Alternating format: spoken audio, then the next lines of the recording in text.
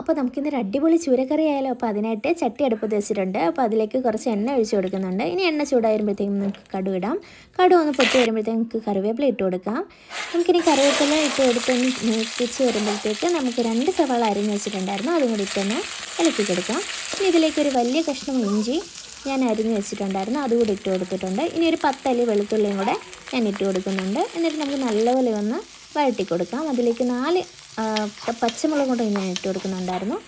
ഇനി ആവശ്യത്തിന് ഉപ്പും കൂടെ ചേർത്ത് വീണ്ടും ഒന്നുകൂടെ വഴറ്റി കൊടുക്കാം. ഇനി അതൊരു ബ്രൗൺ കളർ ആവുന്നിടം വരെ നമുക്ക് നല്ലപോലെ ഒന്ന് വഴറ്റി കൊടുത്തോണ്ടേ ഇരിക്കണം.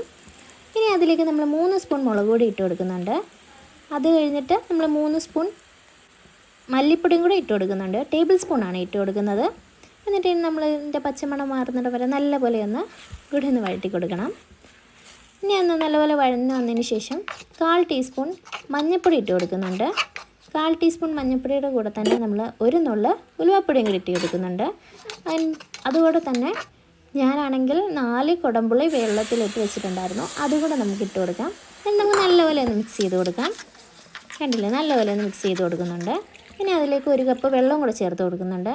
ഇനി നമ്മൾ മുറിച്ച് വെച്ചിട്ടുണ്ടായിരുന്നുള്ള നമ്മുടെ ചൂരമീനുണ്ടല്ലോ, അപ്പോൾ അതും കൂടെ നമുക്ക് ഇതിനകത്തേക്ക് ഇട്ട് കൊടുത്തിട്ട് നമുക്ക് നല്ലപോലെ ഒന്ന് ചെറുതായിട്ട് ചട്ടി കറക്കിയോ, എൻ്റെ കയ്യിൽ ഫോണുള്ളതുകൊണ്ട് ഞാൻ ഇറക്കാത്തെ, ഞാനതുകൊണ്ട് പതുക്കെ ഉടയാത്ത വണ്ണം ഈ സ്പൂണും കൊണ്ടൊന്ന് ഇതാക്കുന്നുണ്ട്. എന്നിട്ട് നമുക്ക് അടച്ച് വെച്ചിട്ട് ഒരു ചെറുതായിട്ടൊന്ന് വറ്റി വരുന്നത് വരെ ഒന്ന് വേവിക്കാം. അതാണ് നമ്മുടെ ചൂരക്കറി ഇവിടെ റെഡി ആയിട്ടുണ്ട് കേട്ടോ. നല്ല ടേസ്റ്റ്, എല്ലാവരും ഒന്ന് ട്രൈ ചെയ്ത് നോക്കണേ. അപ്പോൾ അടുത്ത വീഡിയോ ആയിട്ട് കാണാം. Thank you.